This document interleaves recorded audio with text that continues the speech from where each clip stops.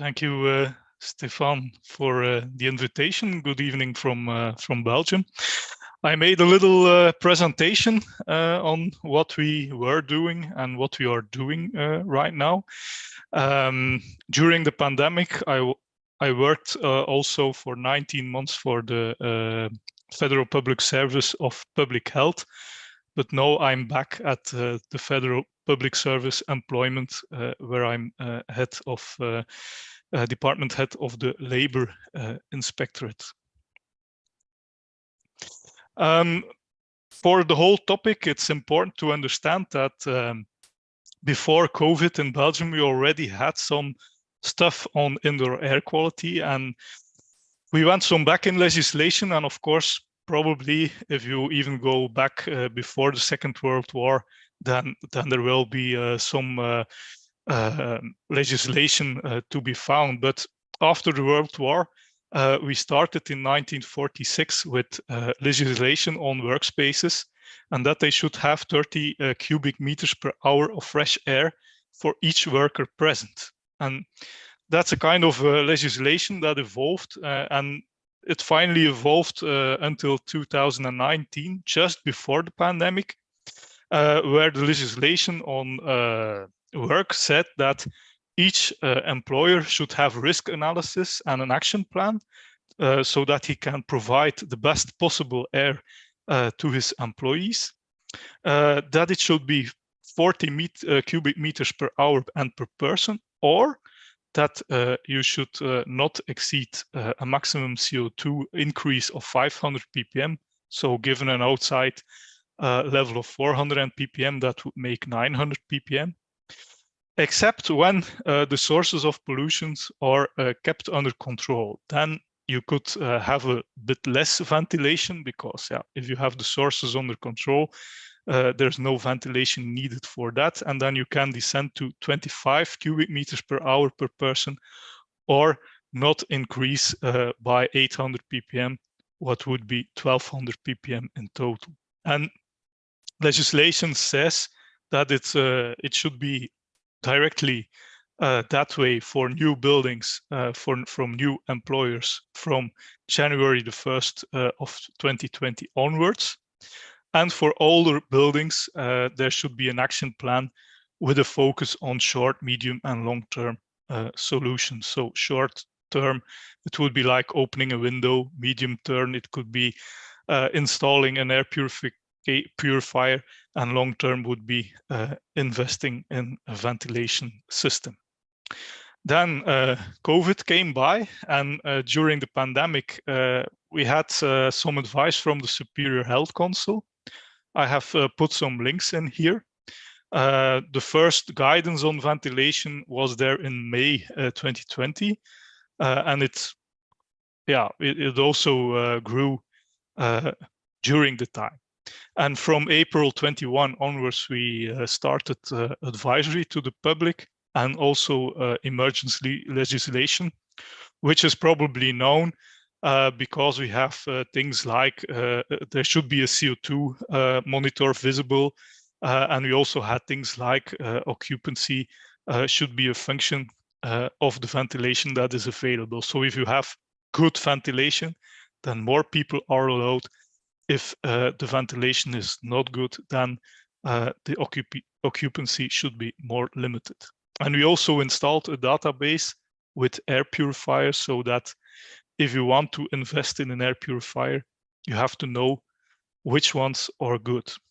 And we learned some lessons from COVID. So this should not happen again, and certainly not on the same scale. Our government is convinced that better indoor air quality should be promoted, and we should continue and extend the policy on indoor air. And that's why our law of November the 6th, 22 was born. And this law, we had legislation that was focusing on workers, but this law is focusing on public accessible closed spaces. So instead of workers that are put central, here the public is put central.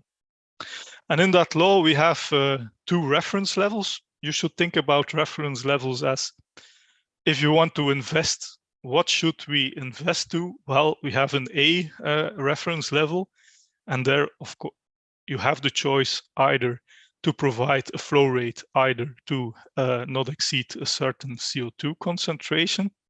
So either it is a flow rate of 40 cubic meters per hour per person with outdoor air and or air purification. So we put air purification in it, but with at least 25 cubic meters per hour outdoor air per person, or either 900 ppm CO2. A more modest level would be either at least 25 cubic meters per hour outdoor air per person, or not increasing 1,200 ppm of CO2. Second step is measuring the air quality. We are still working on that. It has been elaborated in a first royal decree right now. We say that you should at least monitor CO2.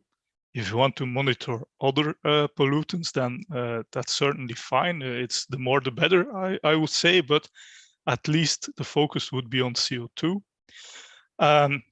In order to focus on actions like, okay, if it is rising too high, because CO2 is saying something about the ventilation.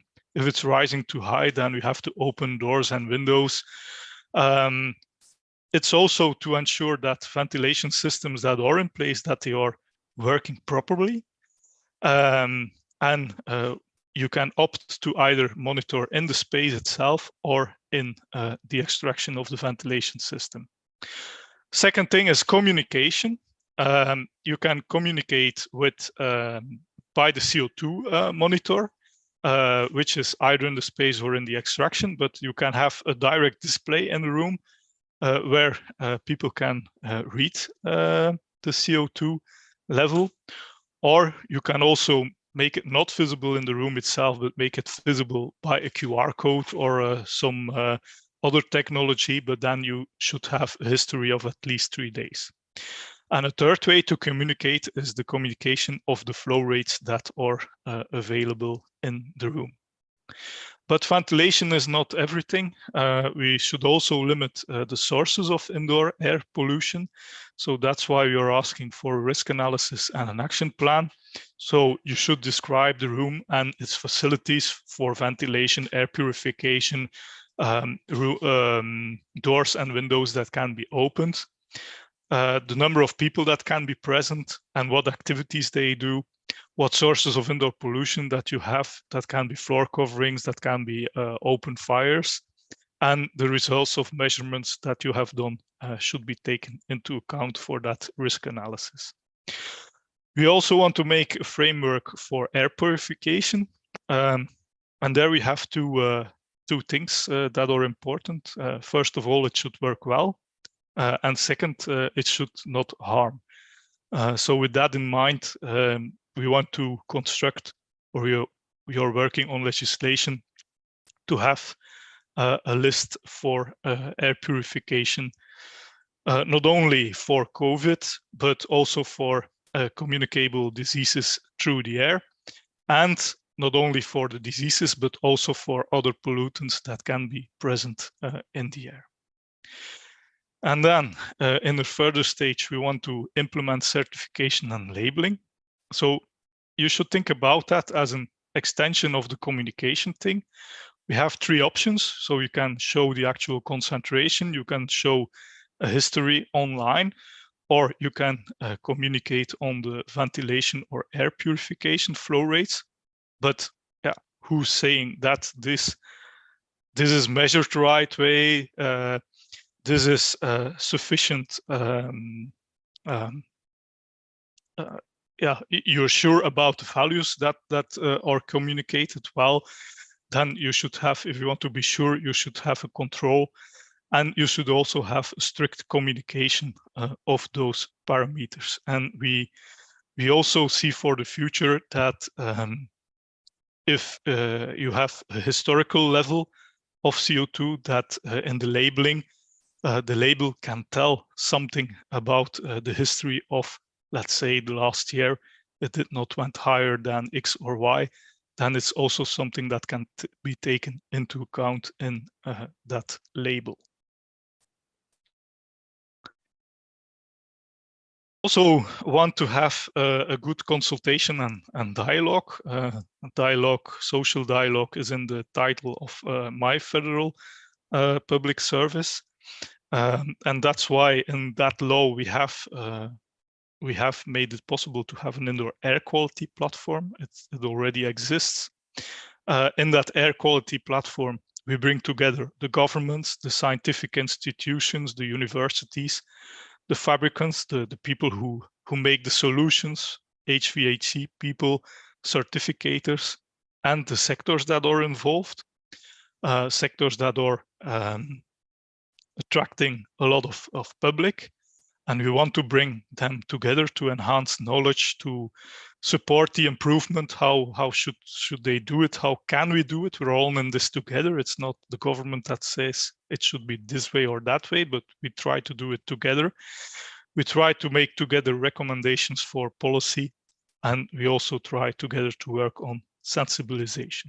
So that's in a nutshell what we are up to in Belgium. Thanks for the invitation.